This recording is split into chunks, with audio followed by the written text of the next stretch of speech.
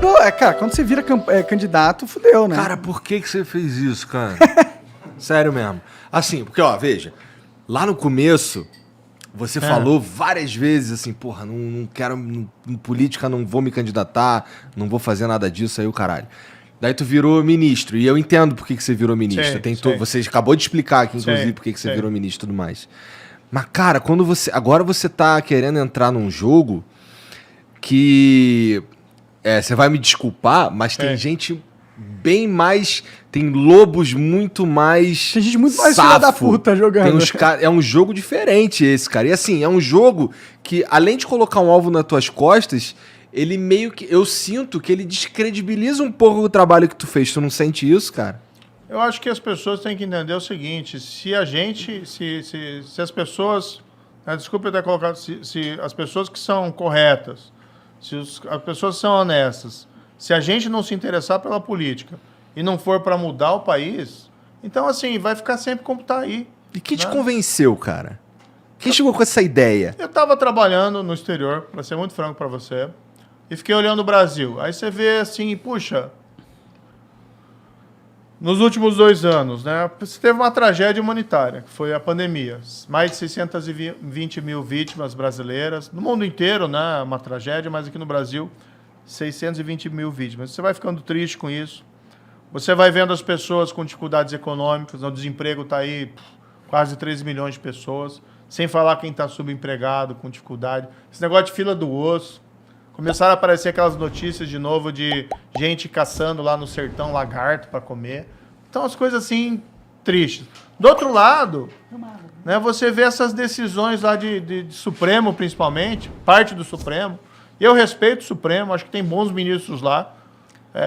Tem outros que eu tenho uma opinião mais negativa, bem negativa. Tá? Mas tem gente boa lá, o presidente atual do Supremo, o Luiz Fux, é um cara bom. Tu não pode malhar o Supremo ou tu pode ainda?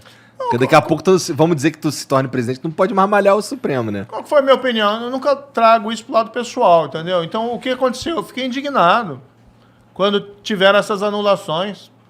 Então, anula, quiser dizer lá que o cara foi condenado injustamente, porque ele é inocente, tá? Quiser anular a decisão, reformar a decisão, dizendo assim, o cara é inocente, né? Você errou. O que eles fazem? Porque eles sabem que não é isso. Aí, não podia ter julgado lá em Curitiba, tinha que ter julgado em Brasília. Ou inventam aquela fantasia, ele foi perseguido. Né? Ninguém foi perseguido. Né? Se a gente lembrar as audiências, o que aconteceu, né? O Lula nunca teve prisão. Quem decretou a prisão do Lula foi o tribunal em Porto Alegre, que eu cumpri. Porque era o certo a fazer. O tribunal decretou para ele começar a cumprir a pena. Você não tem perseguição nenhuma, entendeu? Nunca ouvi um A de mim contra o Lula naquela época. Agora é diferente. Entendeu? Então eu fiquei lá fora vendo isso. Né? Pandemia, gente morrendo. Economia, gente sofrendo. Tá? E essa polarização, que aí não sei qual é a opinião de vocês, eu acho que essa polarização nos deixa imbecilizados. A gente não consegue dialogar e discutir as questões racionais. E quando você tem que chegar alguém e diz lá, gente, vamos se acalmar. O teu vizinho não é teu inimigo. O cara que você encontra no clube, porque ele gosta do fulano X ou do Y, não é o teu inimigo. Se você quer ter inimigo, vá pro futebol. E olhe lá, né? Não é inimigo ali, é adversário, torcida. Né? Mas mesmo assim você não cultiva o ódio. Mas o que você vê? Você vê os 2 líderes desses extremos, o Lula e o Bolsonaro, fomentando o ódio. Nós contra eles. É porque eles meio que precisam um do outro, né? Precisam um do outro. Eu estava lá no exterior, vendo tudo isso, e fiquei esperando. Durante 2020 e 2021, vai aparecer alguém que consiga arrebentar essa polarização, quebrar essa polarização, para a gente ouvir proposta, projeto, e ouvir fundamentalmente, que eu acho que é importante, a verdade. Vai ter alguém para falar a verdade em 2022? Pô, não apareceu, Igor. Não apareceu ninguém. Aí eu tinha um convite para colocar o meu nome. Um convite antigo? Quando eu saí do ministério, né? Isso foi lá em 2020. Alguns meses depois que eu saí do ministério, eu fui convidado pelo Podemos, né, para, se eu quisesse, ser candidato.